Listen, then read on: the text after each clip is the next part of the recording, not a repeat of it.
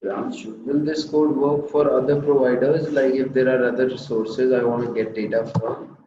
Depends on the provider. If the provider is providing you an API, then you can definitely use it.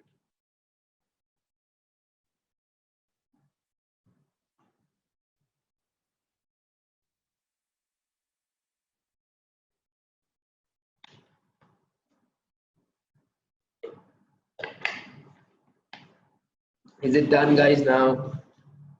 Perfect. Now let me give you some situations. Okay, now you've learned everything about the APIs, right? Uh, first write down an assignment that you have to do today. Write it down. Create a field on opportunity object. Create a field on opportunity object labeled as amount in INR. Labeled as amount in INR. Labeled as amount in INR. Done. Right now, next point. Whenever an opportunity gets created,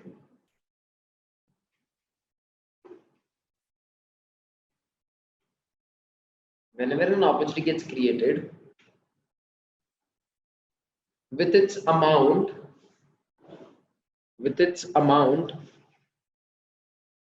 bracket में लिखो USD. With its amount, whenever an opportunity gets created, with its amount, the amount in INR should automatically get calculated. The amount in INR should automatically get calculated based on the current conversion rate. Based on the current conversion rate. Based on the current conversion rate.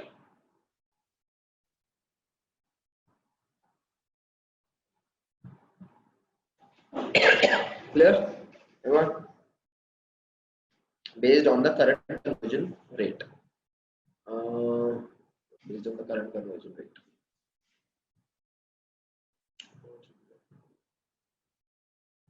Based on the current conversion rate. And it should be stored inside amount in INR field.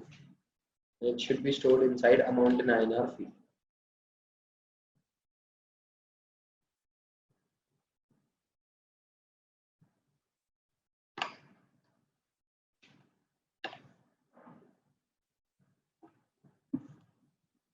Got it? Easy, right? You can do it.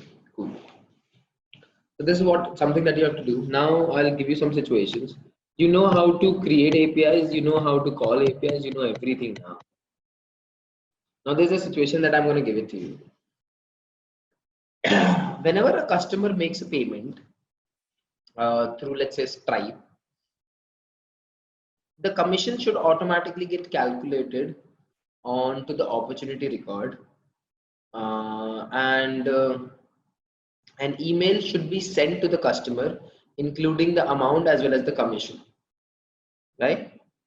So in this case, where you're going to create the API, so you're using Stripe as your payment gateway, and you're using like Salesforce SFDC, Salesforce SFDC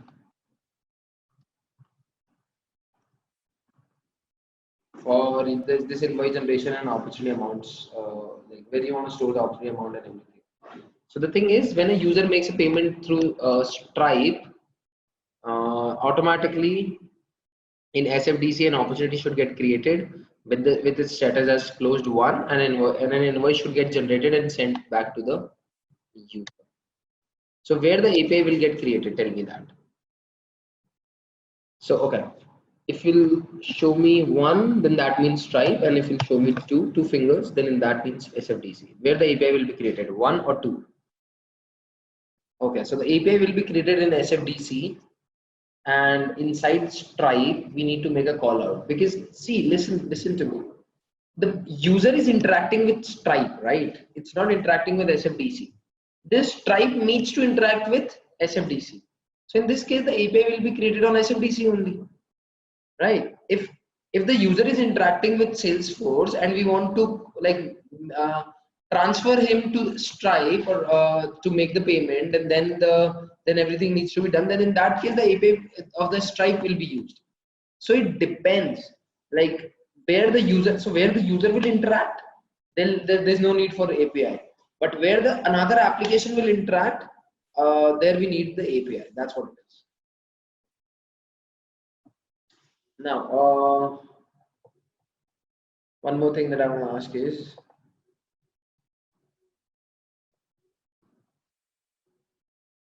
there is a Salesforce org, there is a Salesforce org B. This is a Salesforce org for S2 Labs, and this is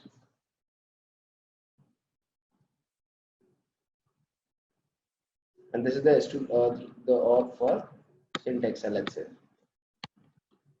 These are complete two different Salesforce orgs because these two are different entities altogether, or two different businesses altogether.